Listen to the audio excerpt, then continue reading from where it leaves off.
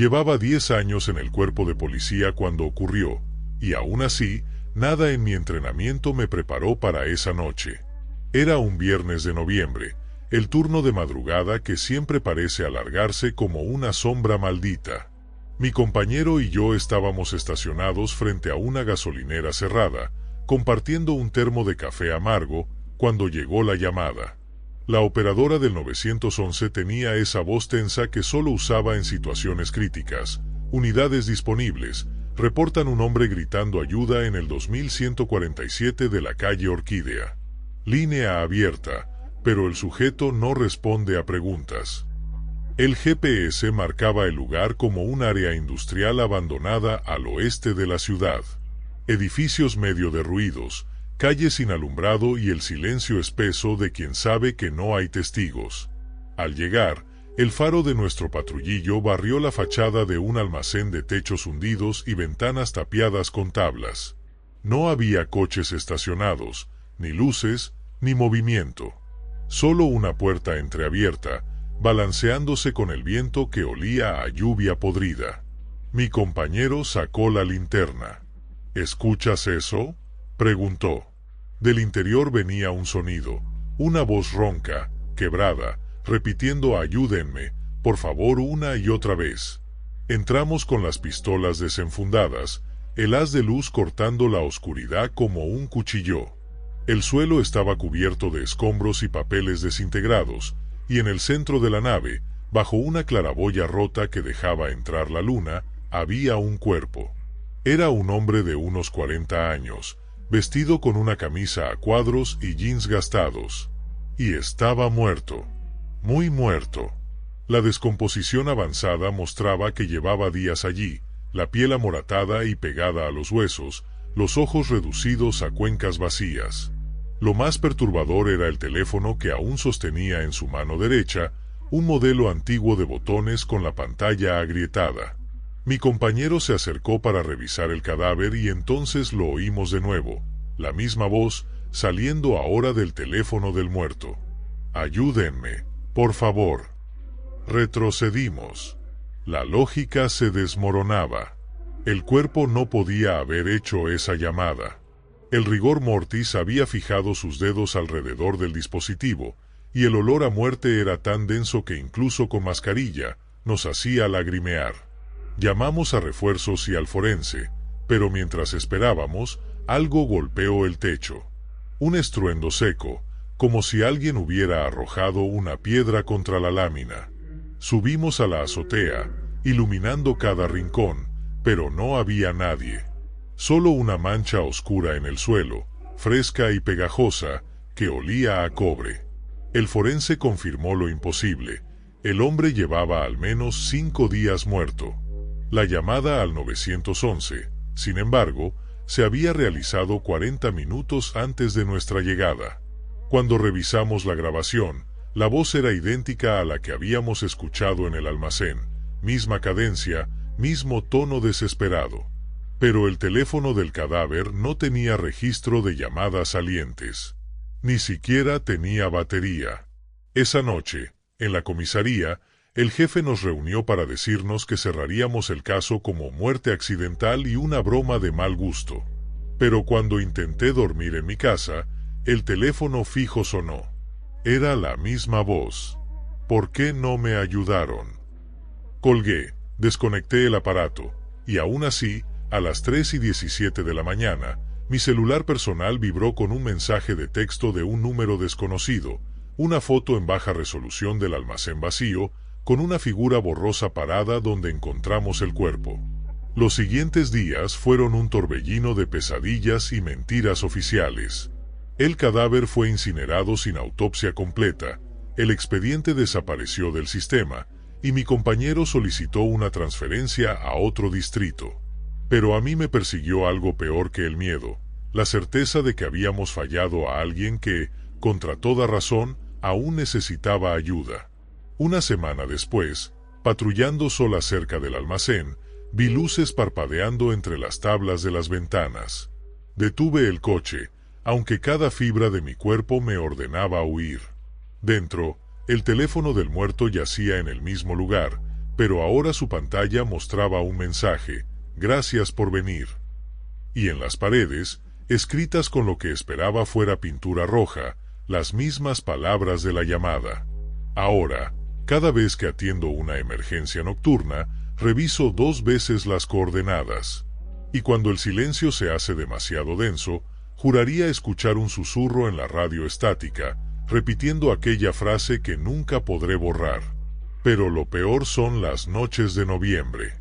Porque a veces, al pasar frente al almacén abandonado, veo una luz tenue filtrarse por las tablas.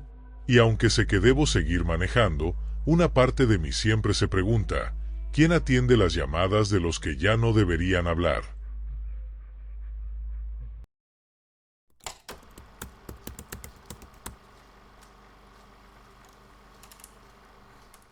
Llevaba 6 años en la policía cuando ocurrió, y hasta ese momento creía haberlo visto todo.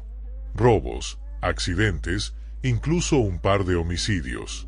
Pero aquella llamada del despachador, la noche del 12 de octubre, sigue siendo la única que me hace cuestionar cada certeza que tengo sobre este trabajo.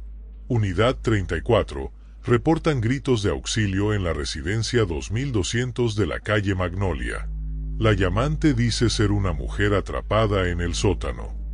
La dirección me heló la sangre antes incluso de llegar. La casa 2200 era una estructura victoriana abandonada, conocida en el pueblo como la Mansión de los Murmullos, por las leyendas de voces que salían de sus paredes incluso décadas después de que la última familia huyera de ella. Mi compañero, un novato de apenas 3 meses en el cuerpo, manejaba con una calma que yo envidiaba. Las calles estaban desiertas, la lluvia golpeando el capó como si intentara advertirnos. Al llegar, las farolas cercanas parpadearon y se apagaron, sumiendo la casa en una oscuridad que parecía devorar la luz de nuestros faros. La puerta principal, de madera carcomida, estaba entreabierta. Un olor a moho y tierra húmeda nos golpeó al salir del coche. ¿Escuchas eso?, preguntó mi compañero, ajustando la linterna hacia el segundo piso. Entre el sonido de la lluvia, una voz femenina, distorsionada como si hablara bajo el agua, repetía: «Estoy aquí, en el sótano». Sacamos las armas y entramos. El piso crujía bajo nuestros pasos, y las paredes, cubiertas de papel tapiz desprendido, mostraban manchas de humedad que se asemejaban a rostros borrosos. Seguimos la voz hasta una escalera que descendía a lo que debió ser la cocina, pero el sótano real estaba al fondo de un pasillo, su puerta sellada con un candado oxidado. El candado estaba intacto. Sin embargo, la voz ahora provenía claramente de detrás de la puerta. «Policía, ¿hay alguien ahí?», grité. La respuesta fue un golpe seco contra la madera, seguido de un gemido prolongado que hizo que mi compañero retrocediera. Forzamos la cerradura con una barra, y al abrirla, una corriente de aire helado nos envolvió.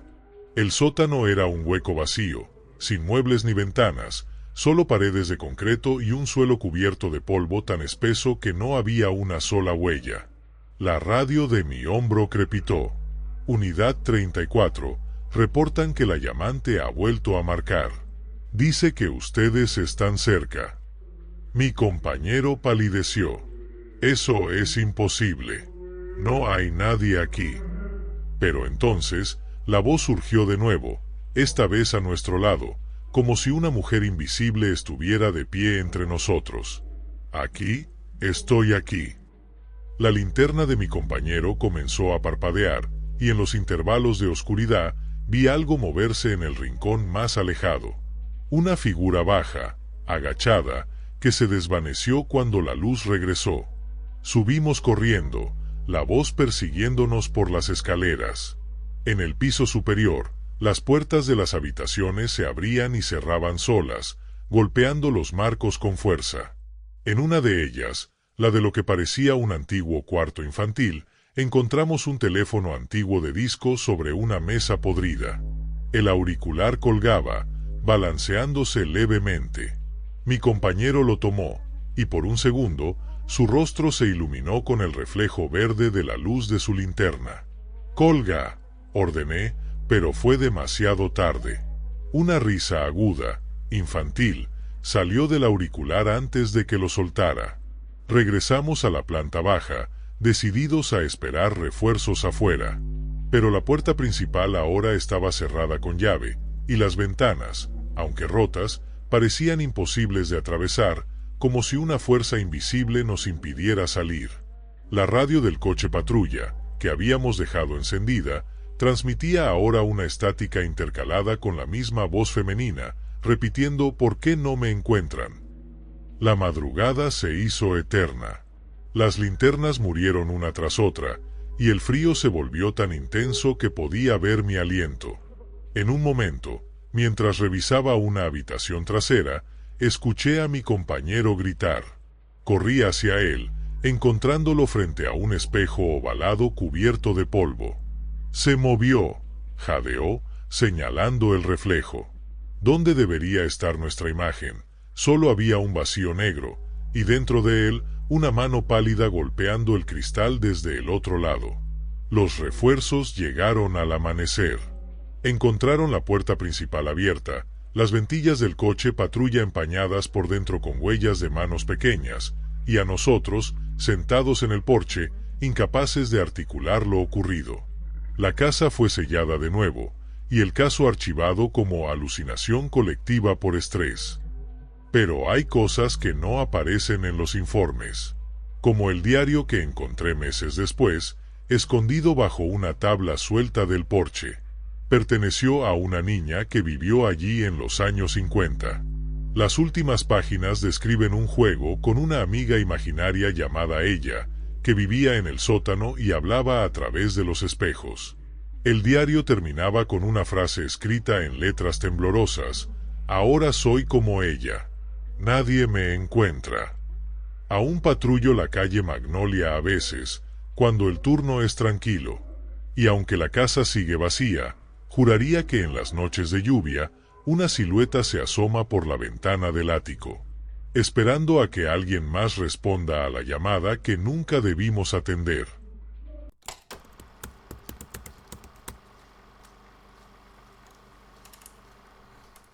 La comisaría del pueblo había sido construida en 1952 sobre los cimientos de un antiguo tribunal colonial, y aunque las paredes habían sido repintadas docenas de veces, aún conservaban el eco de los gritos que nunca se registraron en actas.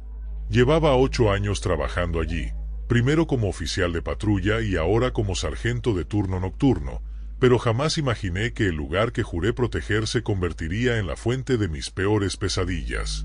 Todo comenzó una noche de marzo, cuando el invierno aún aferraba sus garras a los vidrios empañados de las ventanas y el silencio de la madrugada se sentía más denso que de costumbre. El primer incidente lo reportó el oficial más nuevo, un muchacho de 22 años que todavía se estremecía al atender llamadas por ruidos en áticos. Estábamos en la sala de descanso, compartiendo un termo de café rancio, cuando entró pálido, con la gorra torcida y una linterna temblando en su mano. «Alguien está en los pasillos», dijo, tratando de disimular el miedo con una voz quebrada. Vi una sombra pasar frente al archivo muerto. Llamé, pero no respondió. Lo acompañé a revisar, riéndome por dentro de su nerviosismo, hasta que mi propia linterna reveló algo en el suelo, una mancha negra y alargada, como si alguien hubiera derramado aceite espeso que se desvanecía al acercarme. Durante la semana siguiente, las historias se multiplicaron. Oficiales experimentados juraron haber visto una figura alta y delgada deslizarse por el corredor de celdas vacías. Las cámaras de seguridad, instaladas en cada esquina, solo capturaban destellos borrosos, pero en las grabaciones de las 3 de la mañana, hora en que el turno cambiaba y la comisaría quedaba casi vacía, se veía algo indefinible, una masa oscura que se arrastraba por los techos, ignorando las leyes de la gravedad, o sombras que se alargaban hasta romper los límites del marco. El jefe ordenó una revisión técnica, pero los expertos no encontraron fallas. «Juegos de luz», dijeron. «Estrés acumulado». Pero entonces llegó la noche del 14 de abril. Estaba terminando un reporte de robo cuando escuché un golpe metálico proveniente del área de evidencia. Tomé mi linterna y mi arma, advirtiendo al oficial de turno que me acompañara. El pasillo que conducía al depósito estaba helado, más de lo que permitía el sistema de climatización, y cada paso resonaba como si pisara sobre un suelo hueco. Al abrir la puerta, el olor a cobre y moho nos golpeó. Las estanterías de metal, repletas de bolsas selladas y armas confiscadas, estaban intactas. Pero en el centro de la habitación, una silla de interrogatorios que nunca habíamos usado yacía volcada, sus esposas abiertas y brillantes bajo la luz de mi linterna. ¿Revisaste esto antes del turno?, pregunté al oficial, sabiendo la respuesta. Él negó, sudando a pesar del frío. Fue entonces cuando las luces parpadearon, y en el intervalo de oscuridad, algo pasó rozando mi brazo. No era una mano, ni una presencia humana. Era frío, viscoso, como sumergir la piel en agua estancada. Grité que saliéramos, pero la puerta se cerró de golpe. Forcejeamos con la manija, inútilmente, hasta que un sonido nos paralizó, un susurro gutural, como de alguien ahogándose, que salía de las paredes. Aquí, siempre aquí. Cuando la puerta cedió, salimos corriendo. El oficial renunció al día siguiente, sin dar explicaciones. El jefe, un escéptico de hueso colorado, accedió a revisar las cámaras él mismo. Nos reunimos en su oficina, una habitación estrecha con fotos de décadas de retiros y condecoraciones, y vimos la grabación de esa noche. En pantalla, la puerta del depósito de evidencia se abría sola. La silla se movía, sí, pero no por un intruso. Una sombra negra, más densa que el fondo, surgía del techo, elongándose como un hilo de alquitrán hasta envolver la silla. Las esposas se abrían solas, y entonces la cámara capturaba nuestro ingreso. Pero lo que nadie pudo explicar fue lo que sucedió cuando las luces parpadearon. En el video, la oscuridad no era completa, una figura de contornos irregulares, con protuberancias que se retorcían como tentáculos, se cernía sobre nosotros, sus extremidades rozando mi brazo antes de retraerse al techo. El jefe borró el archivo. Un reflejo, dijo, algo con la configuración de infrarrojos. Pero esa misma noche, mientras hacía ronda en los calabozos, vi a la sombra cara a cara. Había llevado café al oficial encargado de monitorear las celdas, un veterano de 15 años que nunca creyó en fantasmas. Encontramos su silla vacía, la pantalla de seguridad mostrando imágenes estáticas de pasillos desiertos. Lo llamamos por radio, sin respuesta, hasta que un gemido nos guió a la celda 3. La puerta estaba abierta, y allí, acurrucado en un rincón, el veterano temblaba, señalando la pared frente a él. «No tiene cara», repetía. «No tiene cara». En el muro, escrita con un material oscuro y brillante que no logramos identificar, había una frase: «Yo también vigilo». Las renuncias se sucedieron. Oficiales tras oficial pidieron traslados, citando problemas de salud mental. El jefe contrató seguridad privada, instaló cámaras adicionales, pero las sombras se adaptaban.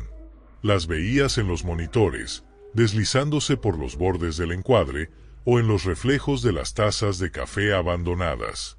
Una noche, revisando las grabaciones, noté un patrón. Las apariciones ocurrían cerca de los archivos de casos antiguos, especialmente aquellos marcados con un sello rojo de resueltos inculpables.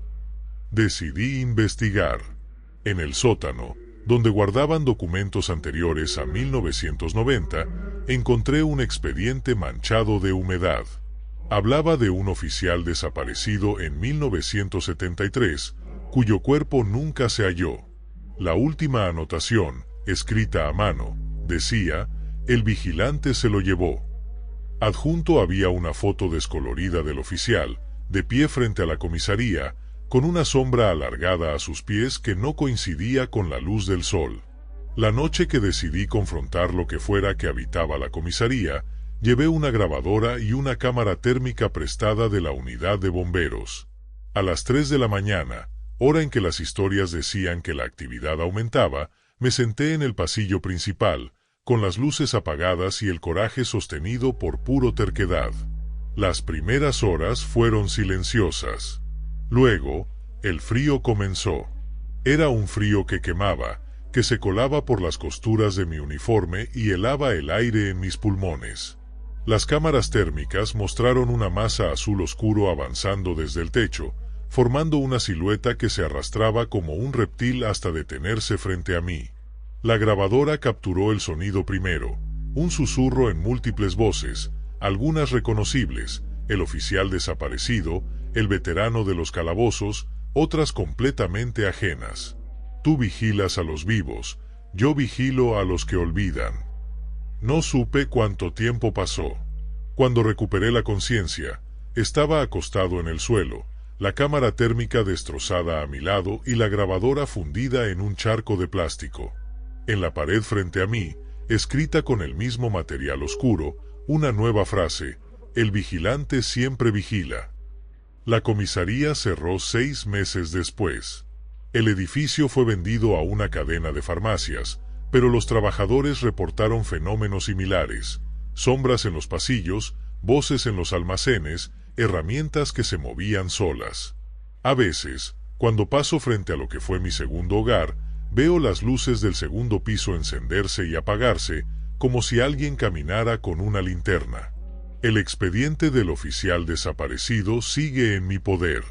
A veces, en las noches más silenciosas, lo abro y observo la foto. La sombra a sus pies parece más grande, como si hubiera crecido alimentándose de cada caso sin resolver, de cada grito ahogado entre estas paredes.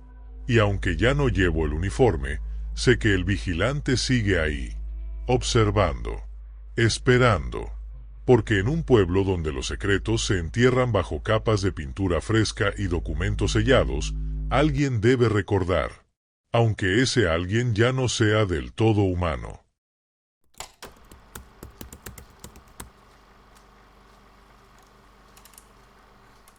Esa noche de octubre había llovido sin parar, convirtiendo las calles del centro en espejos rotos que reflejaban las luces de los semáforos y los neons de los bares cerrados. Mi compañero y yo estábamos terminando una ronda rutinaria cuando recibimos la llamada: unidades disponibles, hombre en estado de shock en el callejón detrás del cine abandonado. Posible agresión. Llegamos en menos de 5 minutos, pero lo que encontramos no encajaba en ningún protocolo. El callejón era un pasadizo estrecho entre 2 edificios de ladrillos desconchados, iluminado solo por el faro de nuestro patrullero. El hombre estaba arrodillado en medio de un charco, la ropa empapada y pegada a su cuerpo delgado. No tendría más de 30 años, pero sus ojos desorbitados y las venas marcadas en su cuello lo hacían parecer anciano. Giraba la cabeza en todas direcciones, murmurando entre dientes: está aquí, ¿no lo ven? Mi compañero, un veterano de 15 años en el cuerpo, bajó la ventanilla y le gritó que se calmara. La respuesta fue un alarido que heló el aire húmedo. Salimos del coche con las manos cerca de nuestras armas, escaneando el callejón. No había nadie más. Las paredes estaban limpias de escondites, las puertas traseras de los edificios selladas con cadenas oxidadas. El hombre, al vernos avanzar, se encogió contra la pared, cubriéndose la cara con las manos. «No se acerquen, él los va a ver», gritó. Traté de calmarlo, usando el tono bajo y firme que aprendí en el entrenamiento, pero cada palabra parecía aumentar su terror. De pronto, se lanzó hacia adelante, señalando un punto sobre mi hombro. «Allí, ¿no lo ven? Me está mirando». Mi compañero y yo giramos al unísono. Nada. Solo la lluvia cayendo en cortinas plateadas bajo la luz del farol. Cuando volvimos a mirar al hombre, este se había quitado la camisa, arrojándola al suelo con un chapoteo. Su torso, pálido y esquelético, no tenía marcas hasta que las tuvo. Fue cuestión de segundos. Primero, un gemido gutural, como si algo le estuviera rasgando la piel desde dentro. Luego, su espalda se arqueó de manera antinatural, los músculos tensándose bajo la piel hasta que, con un sonido húmedo y crujiente, 5 líneas paralelas aparecieron desde el hombro derecho hasta la cadera izquierda. Eran profundas, como hechas con una garra gigante, y la sangre brotó de inmediato, mezclándose con el agua de lluvia en un remolino rosado. El hombre gritó, no de dolor, sino de un terror primal, y cayó de rodillas mientras señalaba el aire frente a nosotros. Ahí está, ahí está. El resto fue un caos controlado. Llamamos a una ambulancia, revisamos el área con linternas y hasta inspeccionamos los techos con la ayuda de refuerzos. No había rastros de nadie, ni huellas, ni armas, ni siquiera una rama que pudiera explicar el arañazo. Lo más perturbador llegó en el hospital, cuando el médico forense nos mostró el informe. Las heridas no eran externas. La piel se desgarró desde adentro, dijo, incómodo, como si algo hubiera estado empujando. Regresamos al callejón al amanecer, buscando respuestas en la luz del día. Las cámaras de seguridad de una tienda cercana captaron nuestra llegada esa noche, pero en el video, el hombre estaba solo. Hasta que, en el minuto 2:47, algo hizo que el técnico pausara la grabación. En el borde superior del encuadre, apenas visible, una sombra se movía. No era humana, demasiado alta, demasiado delgada, con extremidades que se flexionaban en ángulos imposibles. Avanzaba hacia el hombre, deteniéndose justo detrás de él en el momento exacto en que aparecían las heridas. Cuando le pedí una copia del video, el técnico negó con la cabeza. Se corrompió el archivo, dijo, como si alguien lo hubiera editado. La comisaría trató de archivar el caso como un incidente aislado, pero 2 semanas después recibimos otra llamada. Una mujer en un parque, gritando que alguien invisible la arañaba. Cuando llegamos, su espalda ya estaba marcada, las mismas 5 líneas, esta vez formando una espiral. Murió desangrada antes de que la ambulancia llegara. En su bolso, encontramos una foto antigua, un grupo de personas frente al cine abandonado, sonriendo. El hombre del callejón estaba entre ellos, y detrás, difuminada por el sol, una figura alta y oscura cuyas manos parecían extenderse hacia él. Ahora, cada vez que patrullo de noche, llevo una cámara térmica prestada del departamento de bomberos. A veces, en los rincones más oscuros de la ciudad, capto destellos de frío extremo que se mueven contra el viento. Y aunque nunca hablo de ello en la comisaría, sé que mis compañeros también los ven. Porque cada vez que suena el teléfono después de la medianoche, todos nos miramos, conteniendo la respiración, esperando que no sea otra llamada desde otro callejón vacío. Pero lo peor son los espejos. Desde aquella noche, evito mirarme de espaldas en ellos. Porque a veces, en el reflejo, veo algo moverse. Algo que no tiene forma, ni rostro, pero que deja 5 líneas de escarcha en el cristal.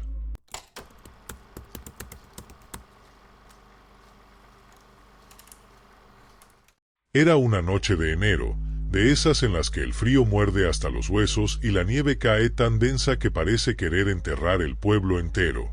Llevaba 9 años en el cuerpo, la mayoría en esta comisaría de provincia donde lo más emocionante que ocurría era perseguir a adolescentes que robaban cervezas. Pero todo cambió con la llamada de la familia Malkin. Nunca olvidaré su dirección, 47 Virtual Lane, una casa de 2 pisos con un porche inclinado y un viejo roble cuyas ramas arañaban el techo como dedos ansiosos. La denuncia fue hecha por la madre, su voz temblorosa y entrecortada por el llanto de un niño de fondo. Algo camina sobre nuestro techo todas las noches. No es un animal, hace demasiado peso. Por favor, vengan. Mi compañero, un novato de 24 años que aún se ajustaba el chaleco antibalas como si fuera disfraz de Halloween, manejó mientras yo anotaba detalles. La carretera estaba cubierta de una capa de hielo negro, y el viento aullaba como un lobo herido. Al llegar, la casa parecía dormir bajo un manto blanco. Las luces del porche parpadearon al activarse con nuestro movimiento, iluminando a la familia reunida en la entrada, padres jóvenes, una niña de no más de 6 años aferrada a la pierna de su madre y un bebé envuelto en una manta. «Empieza pasada la medianoche», dijo el padre, señalando el techo con una linterna que temblaba en su mano, como si alguien arrastrara cadenas. Subimos al ático primero, pisando tablones que crujían bajo nuestros pasos. El espacio estaba vacío, salvo por cajas de Navidad polvorientas y un olor a humedad que se clavaba en la garganta. Las vigas no mostraban marcas, ni agujeros, ni rastros de animales. Mi compañero bromeó sobre ardillas borrachas, pero el sudor en su frente delataba su nerviosismo. Bajamos al exterior para revisar el techo desde el jardín. La nieve acumulada era uniforme, sin huellas ni ramas rotas. Fue al regresar al coche que lo vimos. Las luces del farol iluminaron el costado izquierdo de la casa, y allí, claramente visibles en la nieve virgen, había huellas. No de animales, ni humanas. Eran marcas alargadas, como de algo que caminaba en 2 patas pero con pies 3 veces más grandes que los de un hombre adulto, terminados en garras que se hundían profundamente en el hielo. Las huellas salían desde debajo del alero del techo, donde no había ningún árbol o poste cercano, y se dirigían hacia el bosque al fondo de la propiedad, desapareciendo en la oscuridad. El padre gritó algo en otro idioma, abrazando a su familia. Mi compañero y yo seguimos el rastro con las linternas, pistolas desenfundadas. A 20 metros de la casa, las huellas se detenían abruptamente, como si su creador hubiera sido absorbido por el aire. Pero lo peor estaba en el centro de esa última marca, un mechón de pelo negro y grueso, enredado en una sustancia pegajosa que brillaba bajo la luz como aceite. La comisaría envió una unidad de rastreo con perros al amanecer. Los pastores alemanes, entrenados para seguir narcóticos y fugitivos, se negaron a acercarse al perímetro donde terminaban las huellas. Uno de ellos aulló, arrastrando a su guía de vuelta al coche patrulla. El caso se archivó como vandalismo no resuelto, pero las llamadas de la familia continuaron. Cada noche, los pasos regresaban, más fuertes, acompañados de un nuevo sonido, arañazos en las ventanas del segundo piso. 2 semanas después, durante mi turno nocturno, el despachador me asignó otra visita a Birchwood Lane. La madre, ahora con la voz rota por el insomnio, juró haber visto una silueta en el jardín. Era alto, demasiado alto, y se movía, no como una persona. Mi compañero se negó a acompañarme, así que fui solo. La casa estaba oscura, las ventanas cerradas con tablas. La familia había huido a un motel, pero dejaron las llaves bajo un felpudo con forma de trébol. Al entrar, el aire era denso, cargado con el olor a madera podrida y algo metálico, como sangre seca. Subí al segundo piso, cada escalón crujiendo como una advertencia. En el cuarto de la niña, encontré dibujos pegados en la pared, figuras altas y negras, con ojos rojos y manos que llegaban al suelo. Uno de ellos mostraba a la familia corriendo, mientras una criatura trepaba al techo desde el exterior. Decidí esperar. Me senté en el vestíbulo, con una grabadora y una cámara térmica prestada. La medianoche pasó sin incidentes, hasta que el primer golpe resonó sobre mi cabeza. Era más fuerte que antes, acompañado de un crujido de vigas que amenazaban con romperse. Corrí al exterior, iluminando el techo con la linterna. Nada. Pero en la nieve fresca, las mismas huellas gigantes formaban un círculo perfecto alrededor de la casa, como si algo hubiera estado caminando en espiral mientras yo estaba dentro. Al revisar la grabadora, descubrí que había captado más que silencio. En los momentos previos a los golpes, se escuchaba una respiración profunda, entrecortada por gruñidos que no pertenecían a ningún animal conocido. Y entre ellos, una voz susurrando en un idioma que ningún experto pudo identificar, pero que la madre reconoció al escucharla. «Es lo mismo que mi hija repite en sueños», dijo. «Dice que es su nombre». El invierno terminó, y con él, las huellas. La familia vendió la casa a un precio irrisorio, y los nuevos dueños demolieron el edificio para construir un garaje. Pero cada enero, cuando la primera nevada cubre las calles, recibo una llamada anónima. Nunca dice nada, solo respira pesadamente durante unos segundos antes de colgar. Y en las mañanas siguientes, los vecinos de Birchwood Lane reportan marcas en la nieve, huellas gigantes que rodean el solar vacío, deteniéndose donde alguna vez estuvo la chimenea. A veces, en las noches más silenciosas, reviso el expediente cerrado. Entre las fotos de las huellas y los informes forenses del mechón de pelo, que resultó ser de origen indeterminado, hay una foto Polaroid encontrada en el ático después de la demolición.